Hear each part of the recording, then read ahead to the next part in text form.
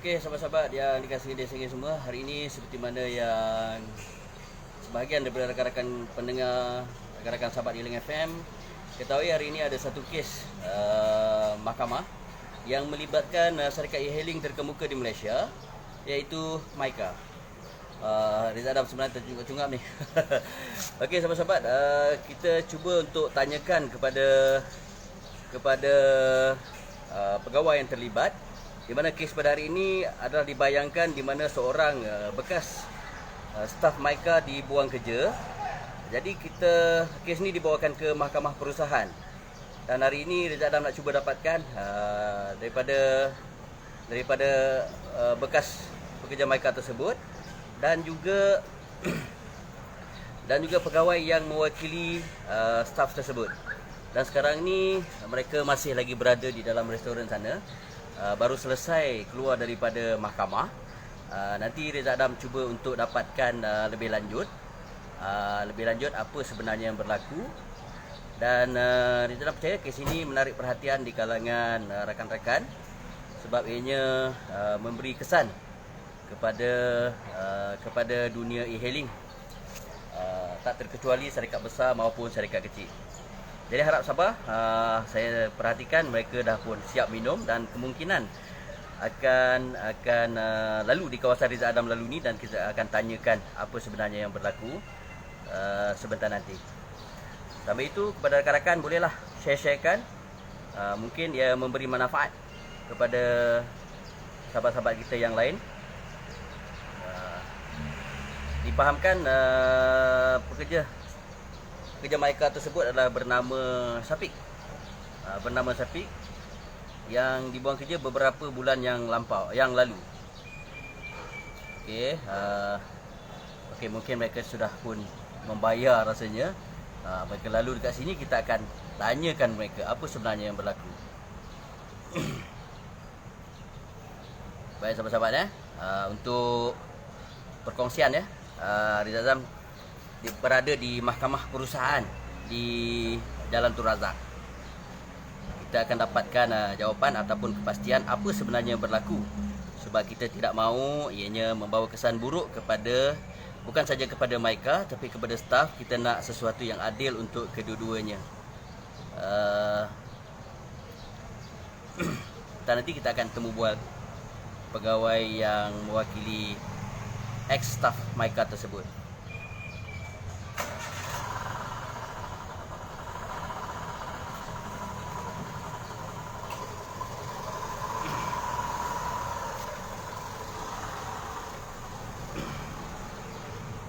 Okey, nampaknya mereka telah pun memberi gambaran.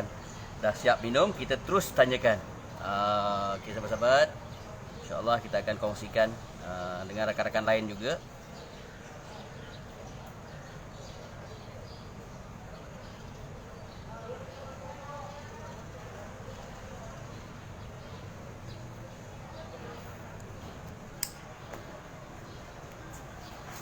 Okey. Nampaknya mereka telah pun siap. Okey, kita cuba tanyakan apa sebenarnya yang berlaku. Okey, hari ini mahkamah perusahaan nampaknya menjadi saksi satu syarikat e-hailing bernama Myka dibawa ke mahkamah. Assalamualaikum tuan. Assalamualaikum. Saya Rizal Adam dari Eling FM. Boleh saya dipahamkan hari ini di mahkamah perusahaan kes melibatkan Myka. Sebenarnya apa ni tuan? Sebenarnya ini kes saya dimaklumkan Syafiq ini bekerja dengan kampus majikan, dan dia diberhentikan tidak mengikut aturan yang betul dalam akta perhubungan industri lah. Jadi kes ni adalah kes pemulihan kerja yang mana dia sedang filekan kes di mahkamah untuk mahkamah mengisytiharkan bahawa permohonan kerja ini tidak sah dan tidak mengikut peruntukan dalam undang-undang yang sedia ada. Tidak sah dan tidak mengikut peruntukan undang-undang yang sedia ada. Baik Syafiq, sebelum itu Syafiq berkhidmat dengan Myka berapa bulan, ataupun bermula di bila dan diberhentikan tu bila? Saya bermula berkhidmat dengan Myka ni sejak Januari 2020. Januari 2020 dan diberhentikan pada bulan 4 itu hari lah, masa PKP. So selama lebih kurang 4 bulan lah. Okey, baik Tuan Faizal, saya bangga tuan mewakili Encik Syafiq. Kenapa mahkamah perusahaan? Sebab mahkamah ni adalah mahkamah untuk pemulihan kerja. Dia satu lagi Okey. mahkamah, dia dipanggil mahkamah buruh. Mahkamah buruh tu untuk tuntutan gaji. Mana Okey. Syafiq ni dia diberhentikan kerja tidak mengikut notis lah. Dan Okey. dia tidak diberikan papasan ataupun dia tidak diberikan notis berhenti yang betul. Okey. Kalau ikut undang notis berhenti tu perlu 1 bulan lah. Okey. Jadi majikan berhentikan secara 24 jam. 24 jam. Sebenarnya istilah 24 jam ni istilah yang tak sah. Okey. Kita berhenti 24 jam ni tidak ada dalam mana-mana peruntukan undang. Okey. Dia hanya boleh gunakan istilah ni jika Okey. untuk kes-kes kritikal macam Baik. pekerja didakwa di mahkamah, mencuri atau pekerja merogol ke. Kalau pekerja kes-kes sebegini, Okey. mereka akan ditangkap polis. Jadi Okey. mungkinlah kita boleh guna terlemah 24 jam ni. Baik. Untuk kes-kes lain tak boleh. Dia perlu Okey. akur kepada kontrak kerja yang mana Baik. 1 bulan notis berhenti. Okey. Tapi Syafiq tidak diberikan notis dan hanya beri macam 24 jam. Okey. Jadi ini satu yang bercanggah dengan peruntukan yang dah ada lah. Okey. Jadi okey, setelah tadi saya setelah dibawa tadi di mahkamah, apa sebenarnya yang berlaku? Memandangkan sekarang ni masih dalam tempoh PKPB, Perintah Okey. Kawalan Pergerakan Bersyarat. Jadi Okey. mahkamah sebenarnya telah beri tarikh ini sebulan lepas pada Syafiq. Baik. Tapi mahkamah mempunyai satu terlupa untuk maklum kepada Syafiq Okey. bahawa hakim meminta untuk kes ditunda, semua kes, bukan kes Syafiq saja. Okey. Semua kes yang berlangsung sepanjang bulan ini ditunda kepada satu tarikh lain. Okey. Mungkin selepas berakhirnya PKPB, saya jangkakan mungkin dalam hujung Disember atau Baik. awal Januari. Okey. Baik, sejauh mana persen untuk pembelaan terhadap Syafiq ni?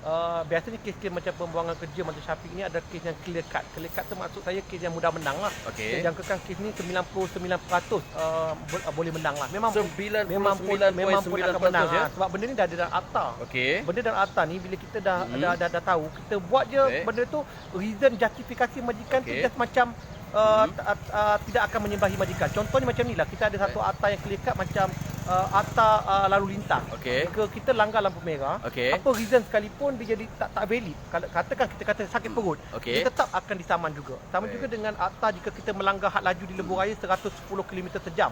Apa reason sekalipun dia jadi satu justifikasi yang tak valid, yang tidak akan sah. Okey. Jadi sama juga sebenarnya kalau saya nak umpamakanlah, pembuangan kerja 24 jam ni sama dengan kesalahan macam kita langgar lampu merah atau Okey. kita langgar had laju. Mana Oh, kesalahan yang mandatory okey. lah, yang susah untuk majikan untuk mempertahankan diri mereka lah. Cumanya saya harap supaya kalau pihak majikan lebih toleran, sebenarnya adalah lebih adil jika mereka berunding damai. Tapi Okey. saya telah pergi 2 kali runding damai dengan Syafiq ni, Baik. gagal kerana pihak majikan enggan untuk menyelesaikan secara runding damai dan mereka mahu terus kepada proses undang-undang ini, dan saya rasa kita akan makan masa sehingga bulan 5 tahun depan. Okey. Dan majikan mungkin akan membayar harga yang lebih mahal lah untuk proses ini. Baik, sebelum kes ini dibawa ke mahkamah perusahaan, ada tak tindakan yang dilakukan oleh pihak tuan mewakili Encik Syafiq? Kita telah failkan dulu sebelum ni. Kita masih runding damai di Mahkamah Jabatan Perusahaan di Shah Alam. Baik. Dan 2 kali kita berunding, tapi Okey. pihak majikan waktu itu tidak ada satu jawapan. Dia hantar satu wakil, dia dimaklumkan GM, tapi GM tu pun tak ada satu keputusan. Tak ada satu Tapi keputusan. memang dalam perbincangan tu memang sebenarnya telah ditegur bahawa pembuangan ini memang tak sah. Memang nampak satu yang bertentangan dengan peruntukan Akta Perhubungan Industri dan juga Akta Kerja 1955. Tapi majikan waktu itu hantar satu wakil yang tak ada autoriti. Dan hari ini saya dimaklumkan wakil tersebut juga telah berhenti kerja. Oh, jadi wakil yang sepatutnya telah berhenti mewakili kerja. mereka di mahkamah perusahaan tadi juga dia tidak telah berkhidmat lagi dalam Aku mereka. tak berkhidmat. Jadi majikan mungkin hantar wakil lain ataupun buat Okey. mereka lah. Tapi 3 kali ni kami tak tahu siapa yang akan di-appoint oleh pihak majikan lah. Jadi hari ini ditunda ke macam mana? Kita tunda bukan saja kes Okey. Syafiq, semua kes. Sebab biasanya mahkamah ni dia bawah kerajaan, manakala Okey. kerajaan membuat KPB, mungkin pihak hakim memikirkan keselamatan industri, Okey. keselamatan tenaga kerja mereka. Jadi Okey. mereka akan menunda sehingga tarikh selepas PKPB lah, tarikh baru. Sepatutnya semalam mahkamah menghubungi Syafiq, tapi mereka telah minta maaf sebab mereka Okey. terlepas pandang untuk menghubungi perayu lah. Okey. Syafiq ni kira perayu lah, sebab kita guna mahkamah kerajaan bukan mahkamah sivil. Okey. Baik, tuan. Majoriti lah warga Malaysia faham berkenaan dengan undang-undang yang mana sebagaimana yang dipahamkan Syafiq 4 bulan bertugas. Jadi dipahamkan beliau masih belum disahkan dalam jawatan. Boleh komen sikit tak, tuan? Benar, kalau pekerja tidak disahkan jawatan, Okey. majikan ada hak untuk menamatkan pekerja dalam tempoh percubaan atau probation period lah. time Okey. tu mereka boleh tamatkan, tetapi mereka tetap tertakluk kepada undang-undang yang lain. Okey. Iaitu dalam konteks perkhidmatan mengatakan bahawa jika dia tidak mahu menyambung perkhidmatan Syafiq ni, Okey. dia kena memberi 30 hari notis atau 1 bulan notis berhenti. Okey. Tapi kontrak itu sendiri majikan tidak patuhi. Maknanya walaupun majikan letak dalam satu syarat perkhidmatan dia, Okey. tapi akhirnya majikan gunakan terma 24 jam. Ini yang saya kata bertentangan dengan kontrak yang dia buat sendiri. Maknanya majikan buat kontrak, dia sendiri akur.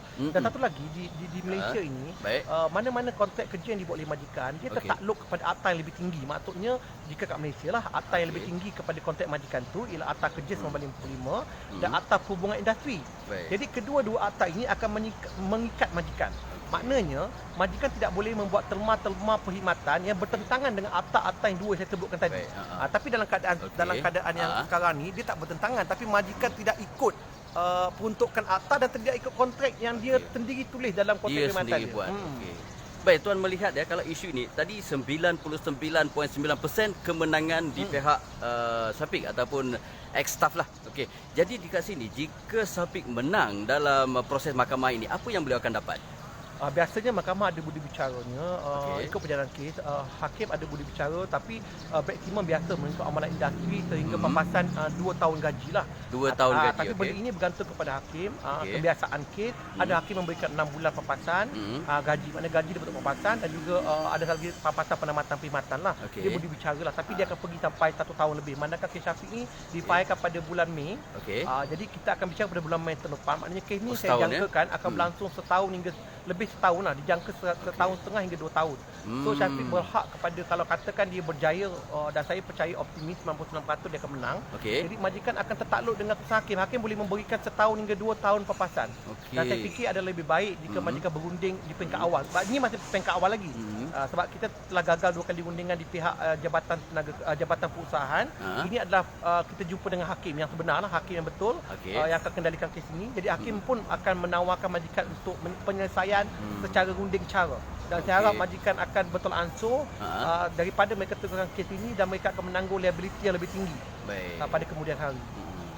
Baik tuan, nasihat kepada yang mungkin bukan kepada yang bertugas seperti mana Syafiq bertugas dan lain-lain di waktu COVID-19 ni, mungkin ada sedikit pandangan atau nasihat mungkin yang senasib dengan Syafiq? Saya nasihatkan rakyat Malaysia, terutamanya pekerja-pekerja B40 untuk mengetahui hak-hak mereka lah.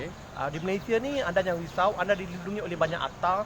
Kita ada akta kerja, akta perhubungan industri, akta perkeso, akta KDSP. Jadi akta-akta ini akan membantu anda. Contohnya jika anda dibuang kerja, pastikan majikan membayar papasan yang adil, majikan memberi gaji yang tertunggak, dan juga majikan membayar cawangan-cawangan tertentu, dan anda cawangan-cawangan seperti KDSP dan perkeso, dan anda boleh memohon. Macam perkeso kita ada skim ansuran pekerjaan. Jika anda dibuang kerja, anda boleh dapat bantuan perkeso sehingga 9 bulan gaji. Tapi bukanlah 9 bulan gaji penuh. Yang saya ingat bulan pertama 80% daripada gaji anda, sehingga bulan ke-9 40% daripada gaji anda. Jadi ketahui hak anda dan berhati-hati dengan majikan. Contohnya kalau majikan berhentikan anda tu, anda baca dulu kontrak pemberhentian itu macam mana. Jika majikan tawarkan WNS, tengok kadar tu bersesuai dengan anda atau tidak. Jika rasa was-was, jangan tanda tangan apa-apa penyelesaian ditawarkan oleh majikan, tapi anda boleh pergi ke mana-mana JTK berdekatan untuk dapatkan khidmat nasihat, atau boleh call atau email, ataupun jumpa juga mereka yang terlatih dalam amalan undang-undang, termasuk HR practice ataupun peguam. Baik. Baik tuan, sebelum saya terlupa, sudah sejauh ini sampai ke mahkamah. Okey, sampai ke mahkamah dan tuan yakin 99.9% Syafiq akan menang. Jadi jika ada sesuatu yang boleh dirundingkan oleh MYKA, mungkin ada cadangan kepada pihak pentadbiran MYKA. Saya cadangkanlah kepada majikan, mereka kena akul kepada proses undang-undang ni. Sepatutnya waktu mereka bentukkan Syafiq, tak banyak kos yang mereka perlu keluarkan. Mereka cuma perlu memberi 1 bulan notis dan 1 bulan papasan saja, makna bayar Syafiq sebulan gaji. Tetapi sebab kes ini dah berlanjutan sehingga Disember, maknanya kita telah buang masa saja dekat 7 bulan kan, 6 bulan. Betul. Jadi saya fikir sudah sampai masanya majikan mempertimbangkan satu kadar yang adil lah. Contohnya papasan 3 bulan sebab dah sampai tahap ini. Jadi mungkin papasan 3 bulan gaji ini mampu membantu Syafiq untuk menerima kelangsungan. Masa pandemik ni dia memang tak dapat membuat pekerjaan sebab dia duduk pun di kawasan Kelang. Satu yang zon merah, red zone, yang bukan senang untuk dapat kerja. Saya rasa 3 bulan papasan itu ada satu kadar yang munasabah lah. Bukan sebulan lagi lah sebab kes pun dah 7 bulan dan Syafiq telah naik ke mahkamah pun saya rasa lebih daripada 5 kali. Baik. Dan beliau telah keluarkan kos pengangkutan, undang-undang sebagainya. Okey. Baik tuan, terlanjur interview tuan ni. Mungkin ada sahabat-sahabat kami, sahabat-sahabat Iling FM yang melihat isu ini dan mungkin mereka juga ingin mengikuti jejak langkah Syafiq sebagai pemuka jalan ataupun mungkin menambahkan ilmu pengetahuan kepada warga Malaysia khasnya.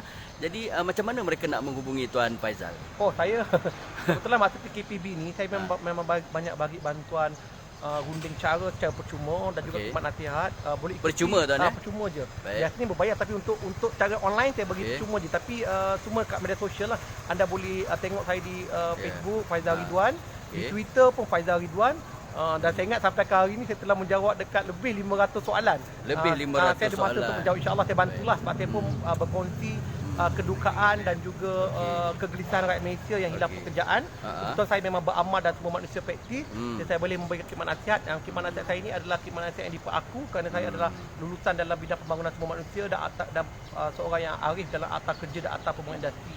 Jadi apa yang saya boleh bantu, insya-Allah saya akan kongsikan di Facebook, di Twitter dan segala-gala soalan boleh hantar ke sana. Saya akan jawab dalam masa paling lewat 3 hari biasanya. Baik. Okey, terima kasih Tuan Faizal. Itu dia kita berkongsi dengan orang yang betul dalam isu ini. Baik, kepada Syafiq mungkin sedikit pertanyaan lah daripada Syafiq. Macam mana boleh tergerak jumpa dengan Tuan Faizal ni? Saya jumpa dengan Tuan Faizal ni dekat social media. Di sosial media.